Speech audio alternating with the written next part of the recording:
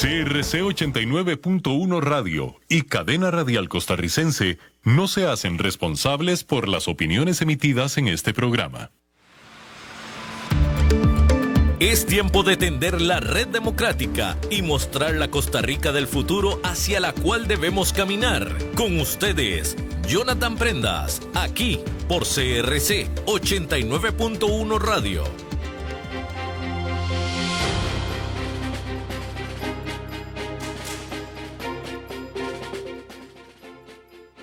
Saludos, ¿qué tal? Muy buenos días, tengan todos ustedes bienvenidos a un lunes más de Red Democrática Edición Política, un día específico a la semana para conversar de lo que está pasando en el ámbito político en nuestro país, sin tener necesariamente predispuesta una línea en función de a favor, en contra o generando suspicacias. Más allá de eso, lo que queremos acá, nuestro invitado de todos los lunes, don Ronnie Monge y este servidor, es generar conciencia, generar análisis lo más objetivo posibles, sabiendo de que nada es perfecto y que todos los actores políticos pues tienen sus días buenos y sus días no tan buenos, y a partir de ahí las implicaciones de lo que suceda para nuestro país, pues obviamente están a la orden del día.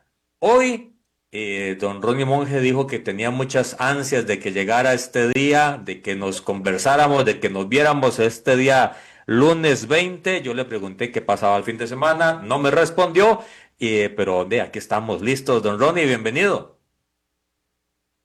Muy buenos días para todos y todas los que nos escuchan a través de los 89.1 FM de Cadena Radial Costarricense y los que nos siguen a través de las diferentes redes sociales. Y hoy es un lunes de eso, de remembranza de los domingos de robo, que todos los amantes del deporte nos gustaría que no se tuvieran que hablar estos temas de los favorecimientos hacia algunos equipos de fútbol, como pasa en el Real Madrid en España, como pasa en el Saprissa de Costa Rica. Pero bueno, hoy yo muy contento además porque estamos transmitiendo en vivo desde Quepos. Hoy estoy trabajando. Muchos de ustedes saben que trabajo para una feria de carros que se hace una vez al mes. Hoy estamos aquí en Quepos. Hoy es el último día, así que aprovecho el espacio también para que todos los que nos están viendo y escuchando aquí en los alrededores de Quepos nos acompañen el día de hoy en nuestro último día de feria y que puedan llevarse para su casa el carrito que quieren. Don Ronnie Monge, yo creo Me que... robé 30 segundos de comercial. No, pero eso está incluido por la misma tarifa. Don, Bueno, perfecto. don Ronnie, se salvaron de que Sinclair es Sinclair, ¿verdad? Porque si no, al final se hubieran llevado dos más. Es sin gol.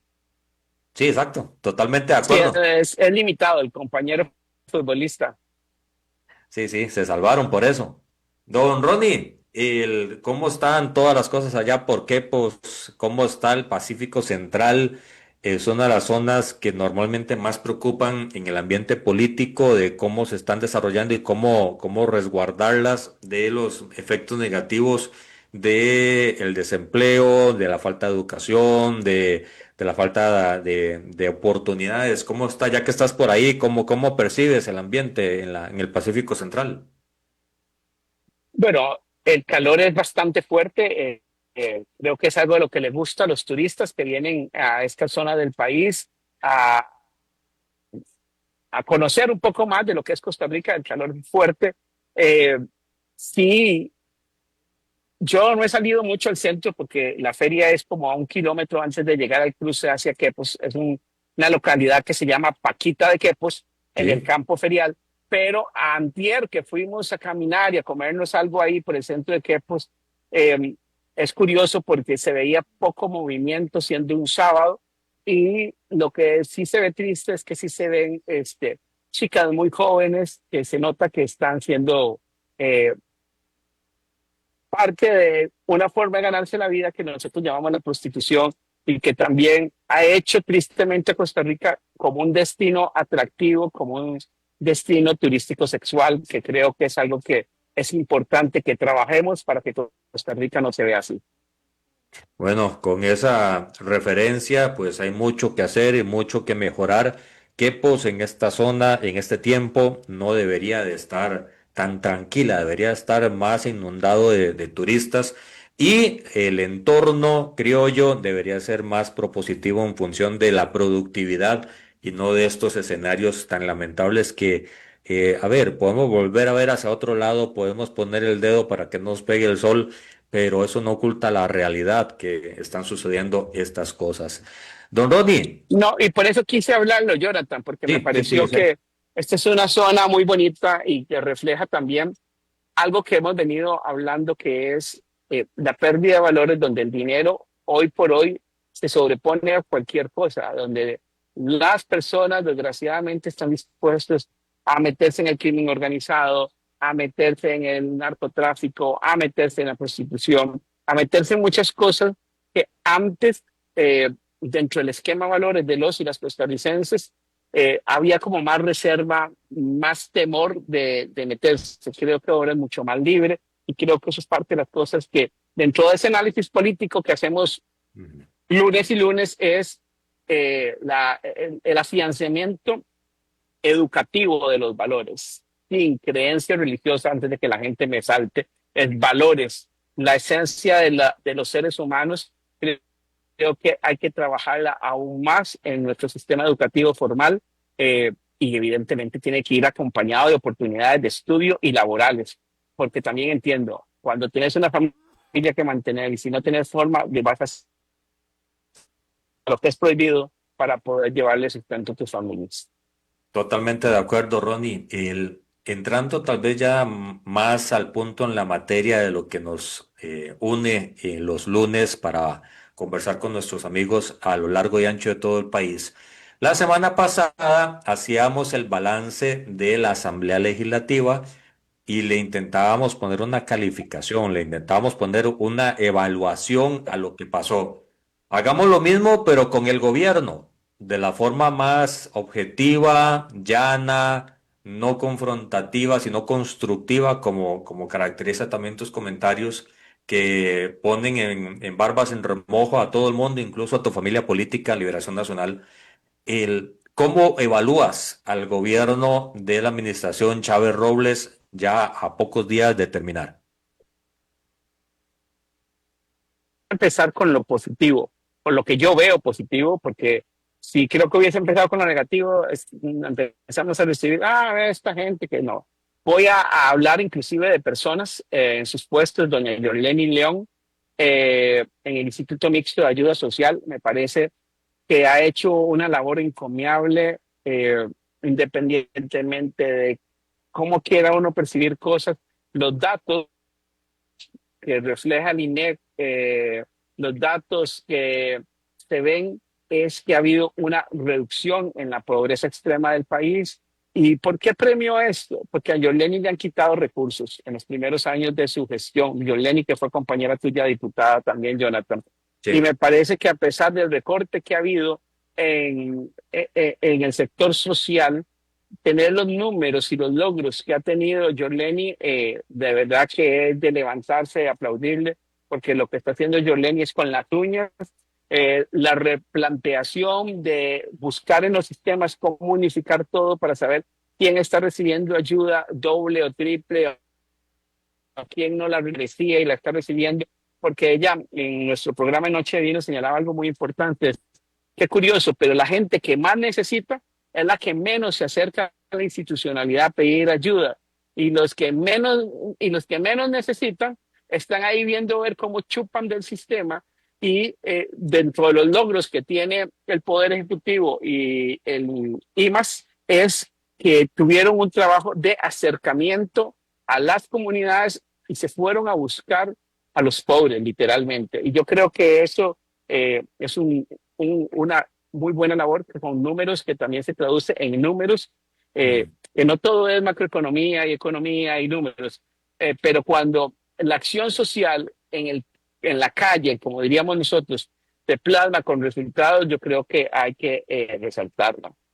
La pobreza me pasó a algo que pocas veces se habla en la política, la cultura, que también tuvimos bendición de contar con un ministro los últimos 2 años que conoce qué es, porque es una persona que además de formar profesionalmente es un artista, es un violinista, que ha tocado con la Orquesta Sinfónica Juvenil, que ha tenido participaciones importantes y donde entiende claramente que la cultura hay que visibilizarla, pero no solo hay que visibilizarla, sino se entiende también de que hay una necesidad de espacios públicos para que la gente pueda disfrutar realmente lo que son los espacios culturales.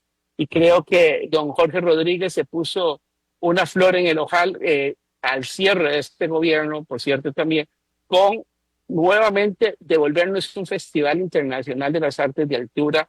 Habíamos tenido en el 2015 un traspié muy grande con el Festival Internacional de las Artes y a raíz de eso no habíamos vuelto a tener, creo que había miedo, la pérdida, los recursos, todo lo que sucedió, inclusive la pérdida del puesto de la ministra en ese entonces, doña Elizabeth, de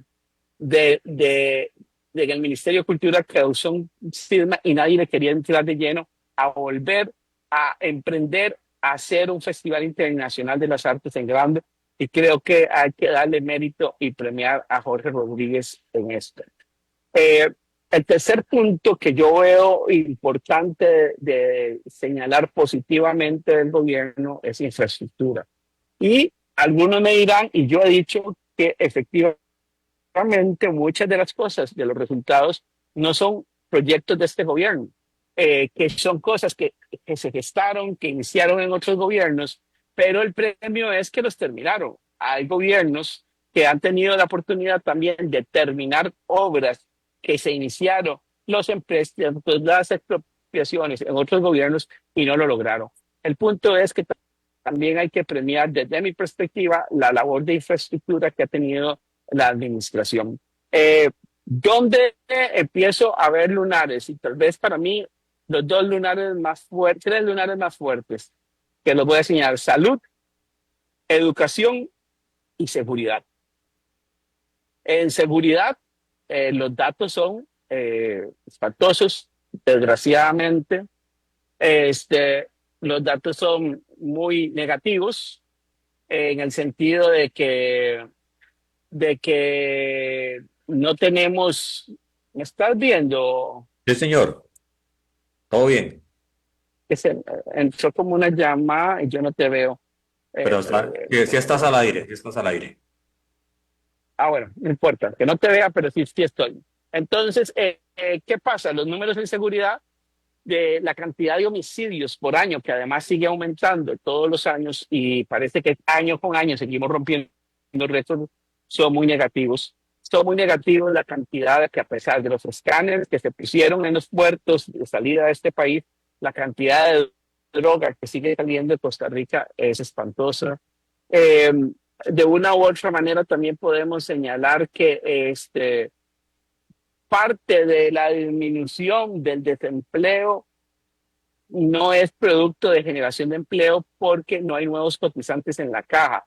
Es producto de las personas que están siendo favorecidas con, abro comillas, trabajo, producto del crimen organizado y el narcotráfico, y que no están mal remunerados, están probablemente mucho mejor remunerados que los salarios mínimos de este país a nivel mensual, y eso ha generado también que haya menos personas buscando trabajo. Entonces, a nivel de seguridad, sí creo que es un lunar, y un lunar que me duele mucho porque el encargado de la cartera de seguridad es una persona a la que aprecio, quiero, compartimos universidad, don Mario Zamora, que creo que hizo muy buena labor años atrás en otro gobierno, pero creo que lo que ha venido pasando en el mundo, porque no es solo una situación país, la lucha que hay que dar contra el crimen organizado, donde el Estado le toca hacer las cosas correctas, y aunque a algunos no les guste, sí, respetando derechos humanos,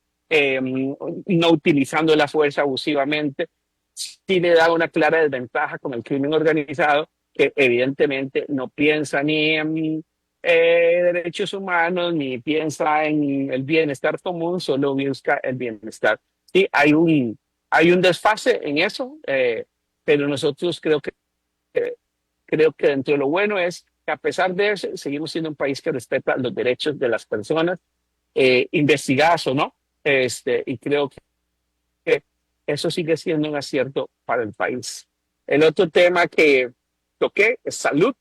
Me parece que no ha habido esfuerzos. Evidentemente la salud es preventiva y la salud que tiene que ver cuando ya hay una afectación.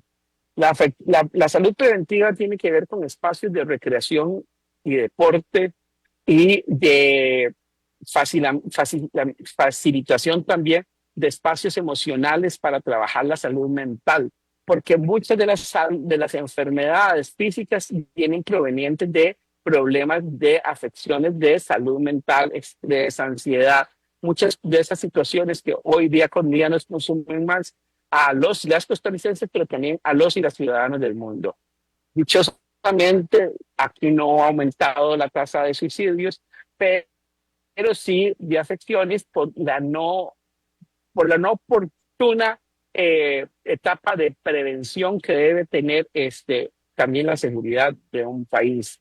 Entonces, el no pago, el no esfuerzo por pagarle a la caja también la deuda que tiene el Estado va generándole más insatisfacción a los usuarios y también una falta de competitividad con la salud privada, que quienes pueden hacen un esfuerzo por ir a la salud privada, pero que dejan o buscan las formas para evitar también cómo cotizarle a la caja porque se sienten que no, si no la van a utilizar, lo ven como un gasto innecesario y no han entendido que este es un sistema solidario. Y yo creo que ahí también ya no solo en análisis de situación voy a entrar, porque yo creo que en la vida no es solo señalar problemas, sino Así es. decir, bueno, ¿y cómo se resuelve esto? Creo que este programa también es para proponer soluciones que las pueden acoger o no. Nosotros no somos los que tomamos decisiones, Jonathan, pero podemos promover. Y siempre en el tema de la salud recuerdo cuando existía el régimen de pensión, se llamaban en San Juan de la pensión Llorente.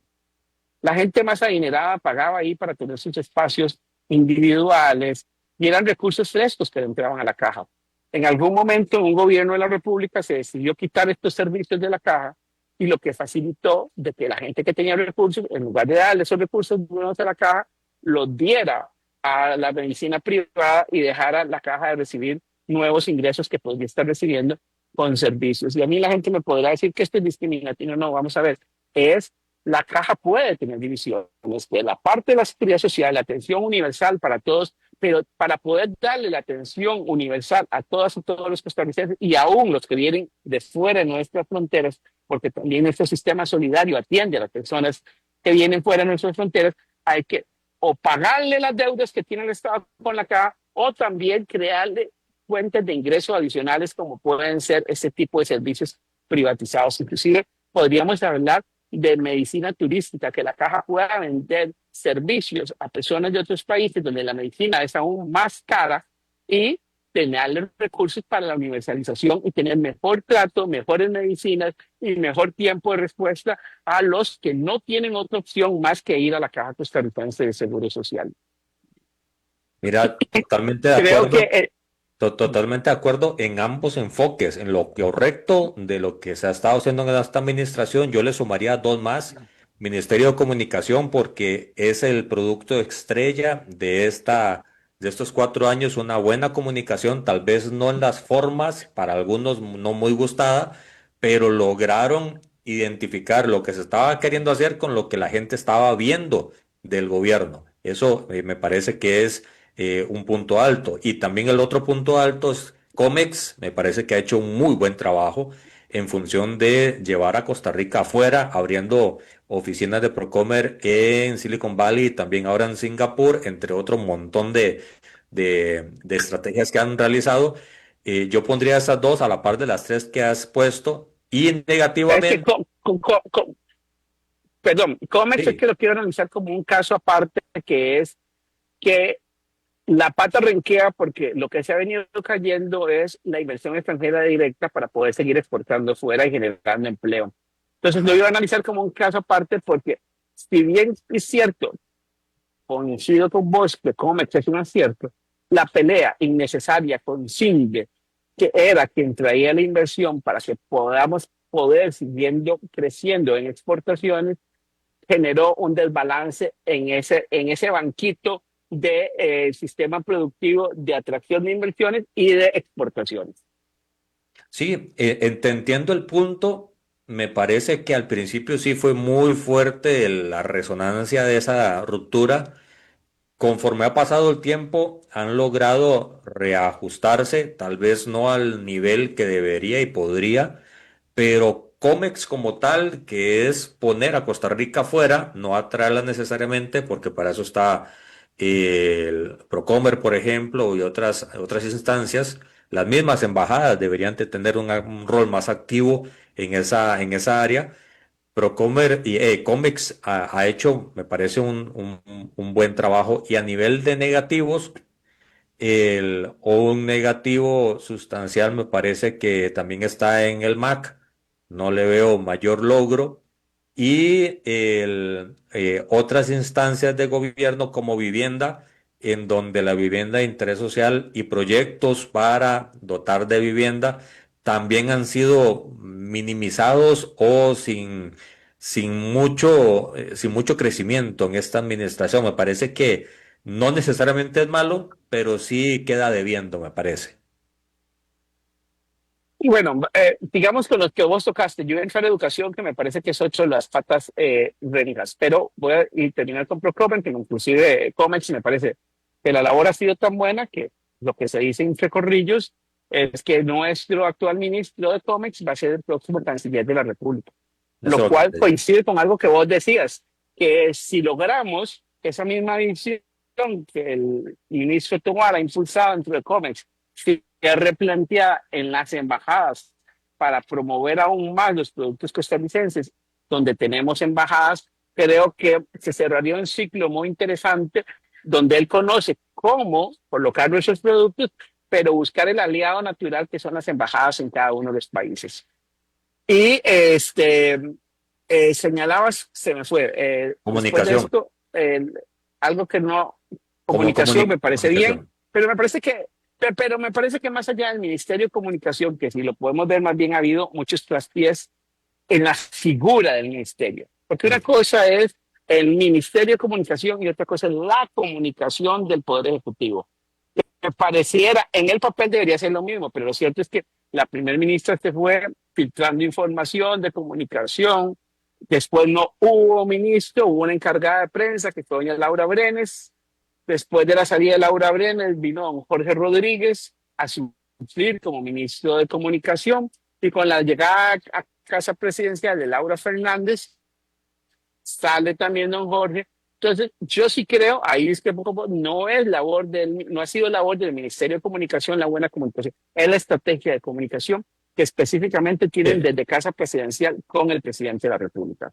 sí, sí, de acuerdo, Ah, totalmente de acuerdo con vos. vivienda que lo tocabas. Eh, ¿Qué me parece de vivienda? Me parece interesante. Y aquí también quisiera hacer un aporte. Eh, el asistencialismo como asistencialismo no resuelve todo o más bien casi nada. Y Sí, me sí. quedo con ese refrán de que dice, si quieres alimentar a alguien un día, regálale el pescado. Si quieres alimentar a alguien toda la vida, enséñale a pescar. Yo creo que aunque sea a 30 años plazo y sin intereses, las personas deberían retornar los bonos de vivienda. Sí, totalmente de acuerdo con vos. Porque al que nada le cuesta, con lo que nada cuesta, hace fiesta. Y vemos muchas personas que al tiempito les fue bien, gracias a Dios, porque no significa que si a una persona se le da asistencialismo, significa que tiene que estar condenado a que toda la vida vive en pobreza. Y vemos esas casas que fueron recibidas de forma gratuita, alquiladas, y ese O no es el sentido vendidas. ni el espíritu para lo que se creó la ley o vendidas en el año 87. Y si bien hay una restricción de 10 años cuando hay bono de la vivienda, lo cierto es que quienes pueden pagar, aunque sea, como vuelvo a decir, aunque sea 30 años, ese aporte, le es más cómodo que estar pagando un alquiler, y además va a ser una casa, y además de que es una casa propia, esos ingresos adicionales para el Estado costarricense, que es el 50% de la vivienda, van a ser mucho más fáciles de acceder. Entonces, yo sí creo que costarricense nuevamente, permitirán que más familias que lo requieren reciban este tipo de asistencia. Y yo creo que tenemos que pensar en proyectos inclusive más ambiciosos, más allá del Bambi, que puedan conectar con la salud preventiva, que es el desarrollo de zonas de vivienda con lo que tengan parques y espacios recreativos y deportivos con estos ingresos para personas de clase más necesitada y también de clase media. Porque el problema más grande hoy, pues, obviamente en este gobierno ha habido un problema también para los más pobres en el sentido de la vivienda, porque ha habido muy pocas soluciones de vivienda entregadas. Pero el problema más grande de vivienda hoy lo tiene la clase media. No lo suficientemente pobres para recibir ayuda del Bambi, ni lo suficientemente tienen poder adquisitivo para recibir préstamos de la banca estatal o de la banca privada. Ronnie, Entonces quedan en un limbo casi que condenados a alquilar. Ronnie, un paréntesis Sí. ahí.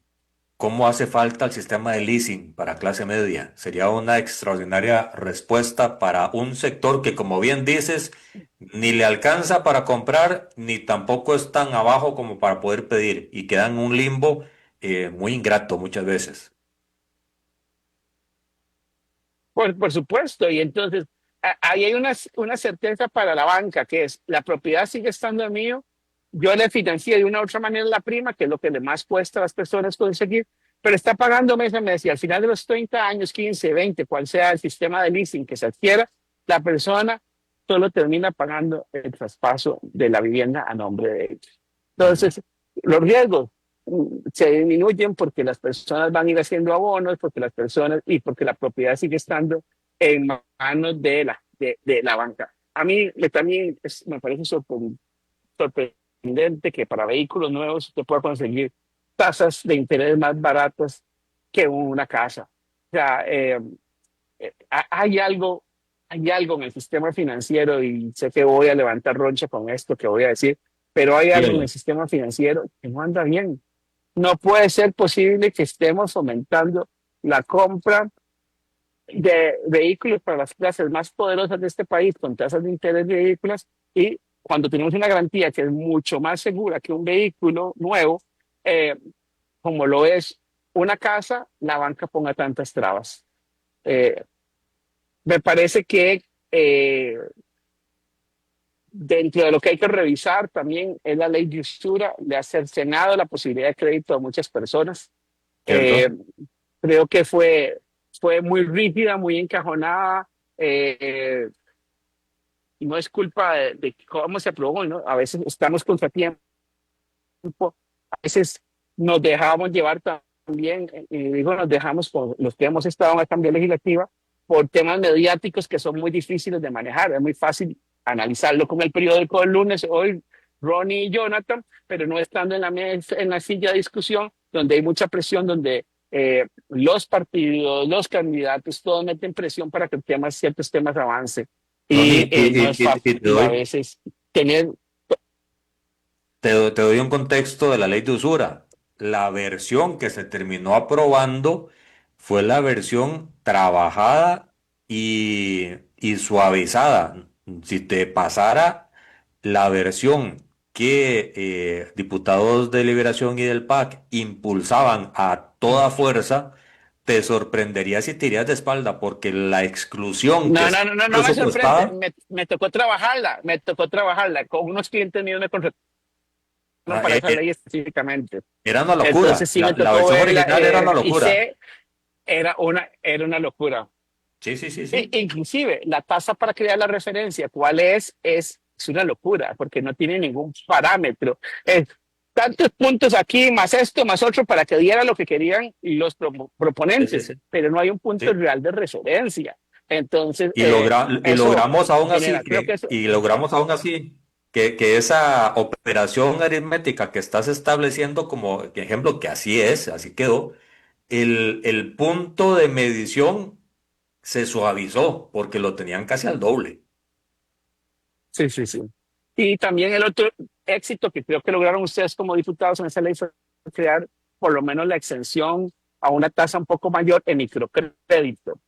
Y digo esto, que también faltó un poco más de, cuando vos analizas que es un microcrédito en la mayoría de los sistemas financieros del mundo, El microcrédito son créditos que dan más o menos hasta $4,000. En Costa Rica se tomó una base de $1,000. ¿Y por qué hablo de $4,000? Porque justo cuando se discutía la ley estábamos en pandemia y mucha gente estaba perdiendo su empleo y alguna gente me decía a mí, vea, don Ronnie, yo me quiero ir a hacer delivery, o sea, Uber de entregas o ya dije marcas y todo, empresas. Bueno, voy a hacer entregas con un restaurante. Una motico me cuesta $1,500. Un celular con todas las aplicaciones, robusto y todo eso, me cuesta $8,500. Eh, Eso significa que yo tengo que gastar alrededor de 3,000, con una moto básica, estamos hablando de una moto de 750,000 colones, ¿verdad? No estamos hablando de nada extravagante. Y algunos me decían, y si quiero una motito un poquito no tan china, me decían, me va a costar 2,000, 2,500, son como $4,000. Eh, yo voy a pedirle esto al banco, no me lo dan. Y voy donde los que tienen el interés más alto ya no me lo pueden dar porque se pasa de los 600,000. Entonces no tengo cómo accesar a ninguna fuente de empleo. Entonces yo sí creo que ahí haber dado un poco para el debate de qué significa un microcrédito, hasta qué monto llega y tomando referencias europeas y estos datos de microcrédito te estoy dando que son los datos más o menos de la Comunidad Económica Europea de lo que define lo que es un microcrédito. Sí. Y lo digo no por sabiondo, sino vuelvo a reiterar, porque por esas cosas de la vida me tocó impulsar y trabajar desde los sectores que les parecía que era una locura la ley, algunas reformas y cambios.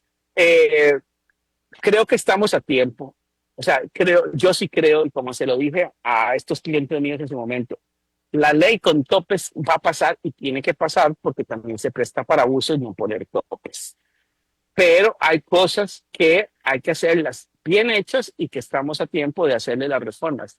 Y es importante tener la ley. Creo que la ley ha dado enseñanza, ha enseñado que hay una exclusión muy grande del sistema financiero que no ayuda, que más bien ha impulsado a que algunas personas desgraciadamente tengan que asistir a lo que se llaman los préstamos gota a gota, que son, además de excesivamente caros, peligrosos. Entonces, hay que ver cómo protegemos al consumidor, sí, check, protección al consumidor, pero check también a que no podemos excluir. Me decía dentro de las historias que me tocó recabar en esa oportunidad, una persona que me decía, mira, yo tengo que pagar de mínimo todos los meses 40,000 colones, pero inmediatamente me libera 40,000 colones, que es con los que yo voy, hago las compritas con la tarjeta. Ahora, pasada la ley, me quitaron la tarjeta, tengo que seguir pagando los 40,000 colones por mes, pero ya no puedo ir a comprar nada con la tarjeta porque ya no tengo tarjeta. Entonces también apretamos a la gente y volvemos a lo mismo.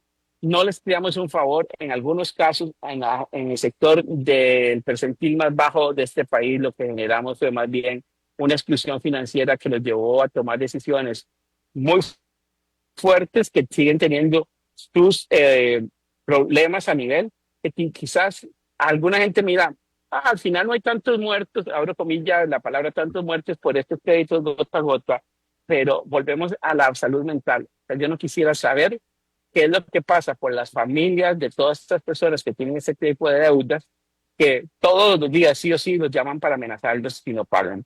Eso, además de que le genera problemas a la persona que está recibiendo la llamada, indiscutiblemente va a generar problemas probablemente de humor, emocionales dentro de la familia, que quienes los van a sufrir son los integrantes de la familia. Ronnie, hay un detalle importante. ¿Seguimos con los ministerios? Sí, Okay. sí, pero antes de seguir con estos ministerios y en general con la labor de la administración como un todo, el problema que tiene ahora la presidenta Laura Fernández a la hora de asumir es que este tipo de cosas por resolver, ¿a dónde lo pone? Porque incendios hay un montón, prioridades hay otro montón y la lista del niño de un nuevo gobierno siempre es grande. ¿En qué punto del desgaste legislativo hay que entrar o hay que poner esto, por ejemplo, la ley de usura, por citar solo uno, en medio de una administración que viene a intentar hacer valer su poder electoral en función de las acciones que hay que hacer para mejorar el país? Mira, yo creo que cuando vos me haces esa pregunta, el análisis de lo que le toca al próximo gobierno es muy grande, porque es el encargado de llevar la batuta. Sí, Pero si claro. vos me lo preguntas, este debería ser un tema de oposición. Es un tema de oposición. ¿Por qué? Porque es un tema que es importante, pero no es prioritario dentro de todo lo que le toca hacer al Poder Ejecutivo. Entonces son temas importantes que debería abanderar la oposición para dejar proyectos donde se visibilicen de qué están haciendo. Que el Poder Ejecutivo lo puede hacer claramente, pero si no lo hace, aquí es, vamos a ver dónde está la mentalidad de quienes van a ejercer la oposición, de detectar cuáles son los temas realmente relevantes para llevarlos a la Asamblea Legislativa y hacerlos sus caballos de batalla, no políticamente, sino para que el pueblo entienda que siguen viendo en ellos una representación y que puede seguir siendo opción para un ejecutivo futuro o simplemente para hacer oposición desde la Asamblea Legislativa, pero que vayan temas relevantes. Yo creo que si hay algo que la oposición tiene que dejar en estos 4 años son los temas que nosotros denominamos chayotes, que se centren en pocos temas, pero que se trasciendan y que la gente que sigue la política o que se beneficia de las acciones positivas de la política digan, esta gente está ayudándome y está resolviendo. Y yo puedo ser simpatizante del gobierno, pero puedo decir, ellos como Asamblea Legislativa, puedo darles el voto porque sí me representan y porque sí hacen cosas que logran mi beneficio y que logran el bienestar de muchos y muchos costarricenses. Ronnie, y eso haría posible acuerdos que para muchos que son difíciles entre el Pueblo Soberano, Liberación, Frente Amplio y las fracciones unipersonales. Haría posible el afinar el lápiz y ponerse a trabajar en un punto de acuerdo. Me parece que además que es como son temas de interés común, Claro. pueden ser los primeros temas que se lleven a la mesa para, a partir de los temas de interés común, crear una agenda. Va a haber temas en que no coincidamos. Total, en este mismo tema puede ser que uno, dos o tres, o una fracción pueda decir, no, ese tema a mí no me gusta, porque lo propuso un compañero mío diputado, yo no quiero meterme en eso. No, ahí se quedarán atrás los que siguen viviendo con los romanticismos de que fundó su partido, que fundó un compañero diputado o diputada. Es cuáles son las realidades históricas del país. El país cambió. Hay gente que Sí, no lo entiende. sí, Y sí, hay sí. instituciones, y hay cosas que no se pueden seguir dependiendo per se simplemente porque las impulsó alguien a quien yo conocí, el partido al que pertenezco. No, no. Tenemos que crear un Estado eficiente. Y el Estado eficiente requiere reformas. Y las reformas tienen que verse plasmadas en beneficios para los y las costarricenses, porque reformar por reformar no tiene ningún sentido. Tiene que ver beneficios. Y esos beneficios tienen que ser tan visibles y plasmables que la gente diga, me representan. Ujú. Estos son los tipos de congresistas que yo quiero en mi país. Ok, sigamos con los ministerios después de esa duda existencial ya evacuada. Vamos con los ministerios y también dejando quedan 20 minutos, 15 minutos, los últimos 7 para la reflexión de la evaluación del presidente como tal. Vamos con más ministerios. Ministerio de Trabajo, me parece que ha sido un ministerio que con la reforma a la ley de huelgas la ha tenido suave. Antes los dos ministerios más difíciles de llevar eran presidencia y trabajo. Y lo podemos ver en el histórico anterior a que se pasara la ley de huelgas, que eran ministerios de 1 año y medio, 2 años y había mucho cambio. Con esa eliminación, esa parte de la negociación, de la capacidad de negociar y confrontar, se ha reducido mucho durante el Ministerio de Trabajo y ahora más bien la crítica que se le puede hacer al Ministerio de Trabajo es sin tanta presión de tanto conflicto que tenía que resolver antes el ministerio, cómo está la labor de la inspección social. Entonces hay que analizar el ministerio en sus áreas. La inspección laboral, asignaciones familiares, que para mí no debería estar en el Ministerio de Trabajo, sino que debería estar en un Ministerio de Combate a la Pobreza junto con el IMAX y pensiones.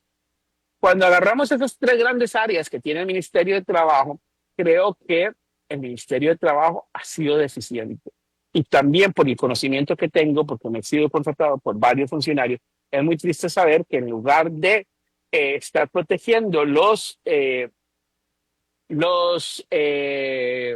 derechos de los trabajadores, ha habido una persecución política en puestos claves dentro del Ministerio de Trabajo. Y entonces, enterarse yo, en mi caso, como abogado defensor de algunas causas, de que se tratan de violentar los derechos de los trabajadores del Ministerio de Trabajo, es muy triste, porque entonces aquí viene la pregunta mexicana del chavo ¿y ahora quién podrá defenderme? Si a quien le toca velar por la protección de los derechos no le importa si se están violentando los derechos de sus propios funcionarios. ¿Cómo va a ir un funcionario a defender los derechos de trabajadores cuando sabe que tienen un acoso, que después de haber trabajado 15, 16 años en la institución, de repente en 6 meses se convirtieron en los peores empleados y tienen 7, 8 o 9 causas abiertas, donde están suspendidos sin goce de salario, donde no se les notificó la suspensión personalmente, como dice la ley, donde se violentan un montón de cosas y donde hay un clima de temor, porque así me lo han dicho funcionarios del ministerio, en relación a qué se hace o qué no se hace, porque todo termina siendo una investigación, un órgano director, que desgraciadamente para ellos, y abro comillas para beneficio mío, terminan contratando abogados que tienen que defenderlos y que terminan siendo exonerados de responsabilidades, pero que exonerados sí, muy felices porque salieron exonerados, pero tristes porque tuvieron que hacer un gasto económico de algo que en ningún otro momento se hubiese dado. Podemos brincar a qué ministerio. Gobernación no existe ya prácticamente, pero hablemos de la parte de migración. Me parece que voy a tocar 2 temas, que es migración e IFAM. Y creo que faltaría también hablar del PANI y de Lina y de la ministra de la Mujer. Voy a empezar con el INA, porque me encanta el INA, porque me parece que fue una oportunidad. No voy a negar que qué lindo suena que queramos tener un país bilingüe, pero no sé si esta es la herramienta que el país requiere para tener un país bilingüe. ¿Por qué? Primero, por lo que he estado leyendo en los últimos días, dicen que la certificación que finalmente puede hablar del nivel de inglés que dan las empresas que tienen enseñanza en inglés a través de plataformas no son las reconocidas mundialmente como bilingüismo. Entonces, ahí el gran punto, y esto vuelvo a decir, es lo que he leído, me toca profundizar más, voy a tocarlo como un tema importante, porque inclusive una exdirectiva de Lina ha señalado que a ella se le excluye de la Junta Directiva de Lina por oponerse a este convenio con Open English para lograr el bilingüismo. ¿Qué pasa? Que además tenemos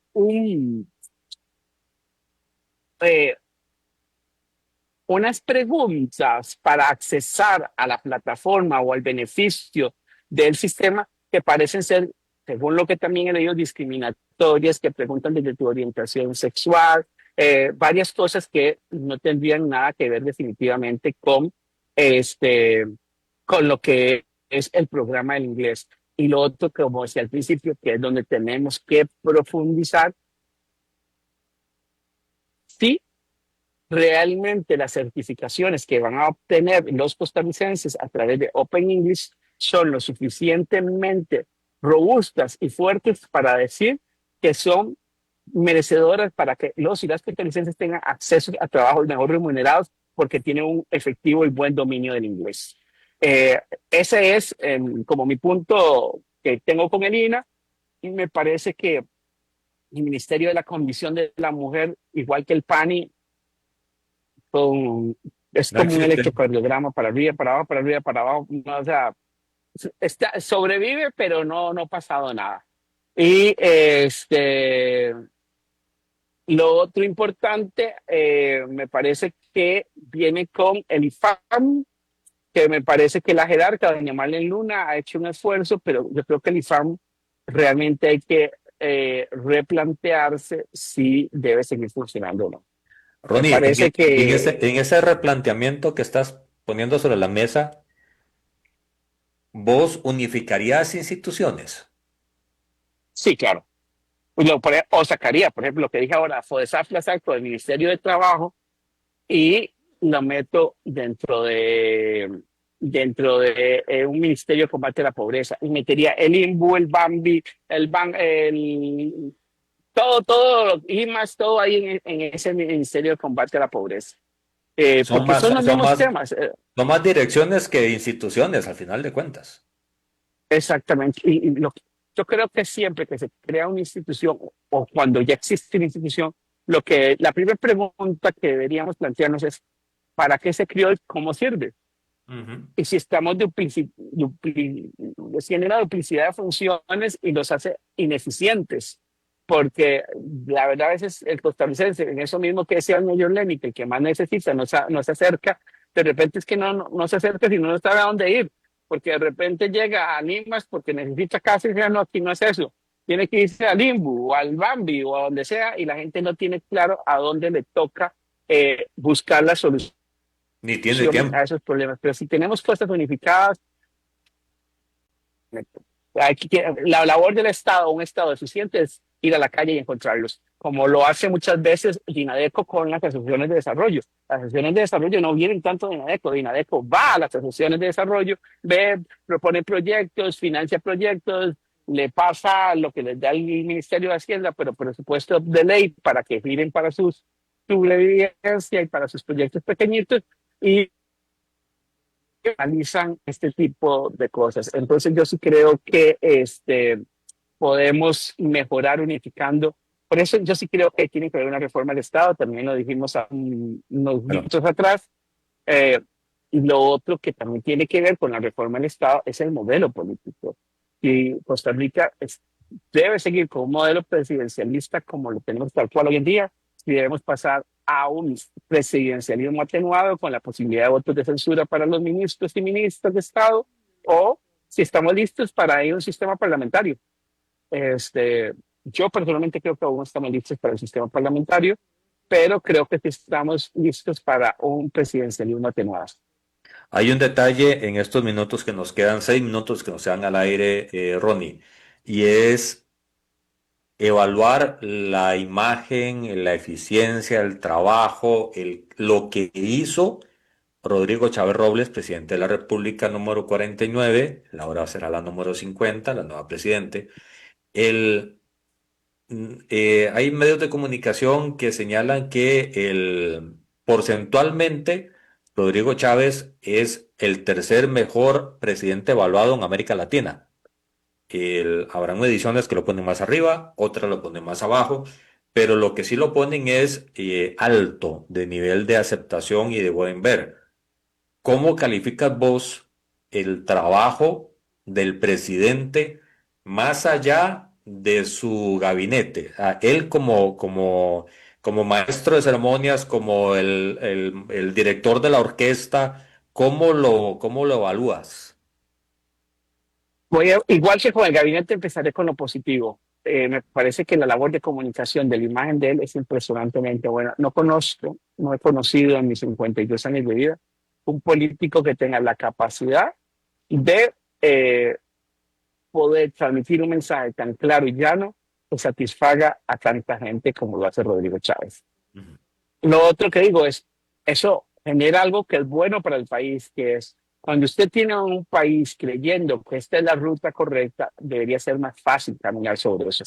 Eso es un plus que tiene la administración Chávez Robles y que creo que hay que reconocérselo.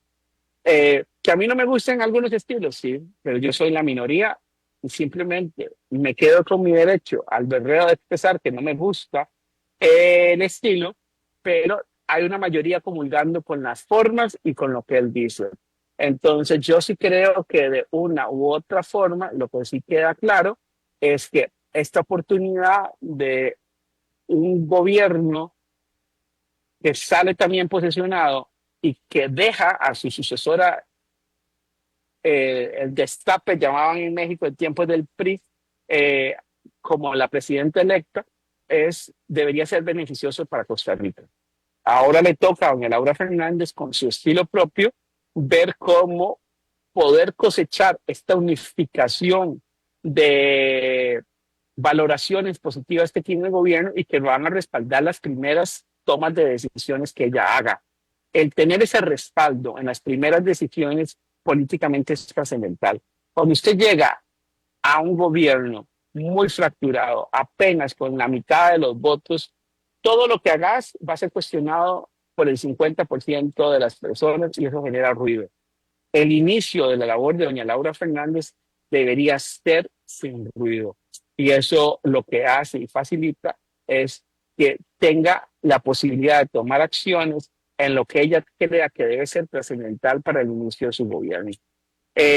Don Rodrigo, me parece que sus errores, olvidarse, esta es mi opinión, del estilo costarricense, de cuál es la concertación y la comunicación. Me parece que se construye más desde el diálogo que sobre la ofensa.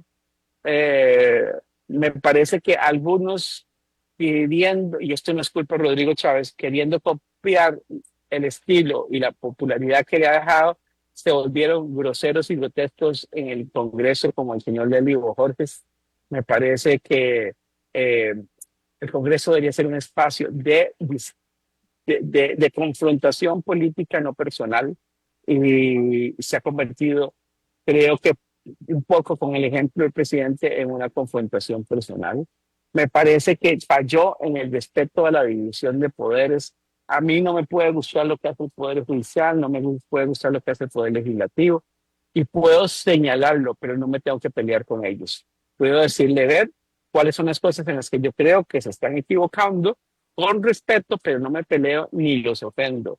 Hay que respetar que la Asamblea Legislativa, y me refiero a la Asamblea Legislativa, más allá de los diputados, con sus órganos de control político, como la Contraloría y la Defensoría de los Habitantes, son instituciones que generan pesos y contrapesos y que puede ser que no me gusten sus resoluciones y externar porque creo que no me gustan y porque creo que legalmente pueden no haber estado tan finas, pero no puedo desprestigiar a la funcionaria que lo está haciendo porque al final le quita legitimidad. ¿Y por qué llego a esto? Porque las personas que nos gobiernan hoy no estarán para siempre. Eliminar los pesos y contrapesos de todos y todas los costarricenses que nos defienden de una u otra manera, lo que nos lleva es que en algún momento puede llegar alguna persona con ínfulas de dictador y habiendo debilitado toda la institucionalidad costarricense con respecto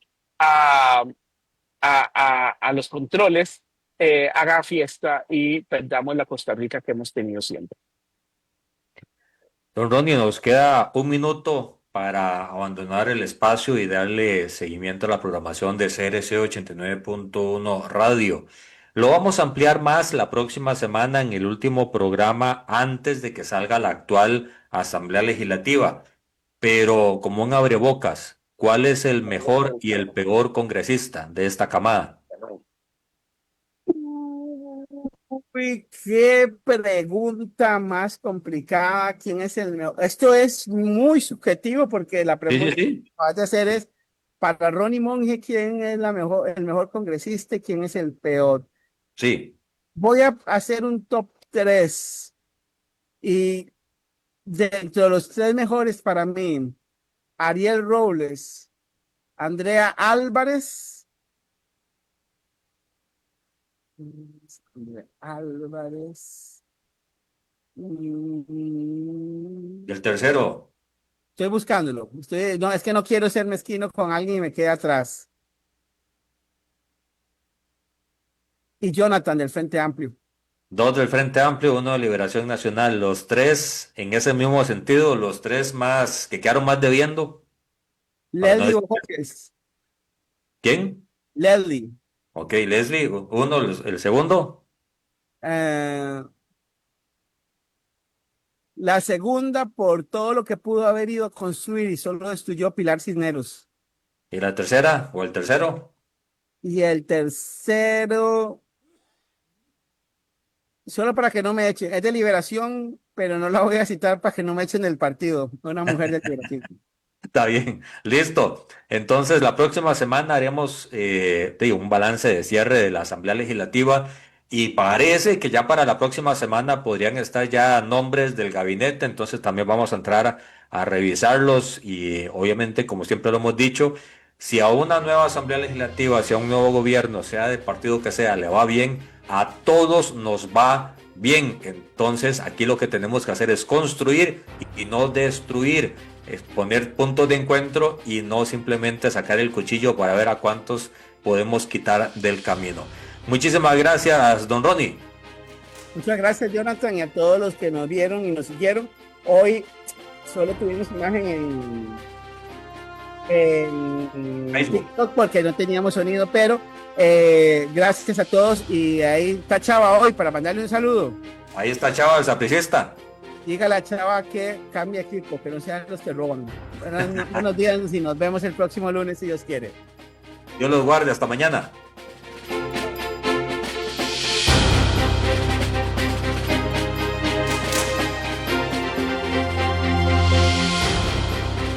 Esto ha sido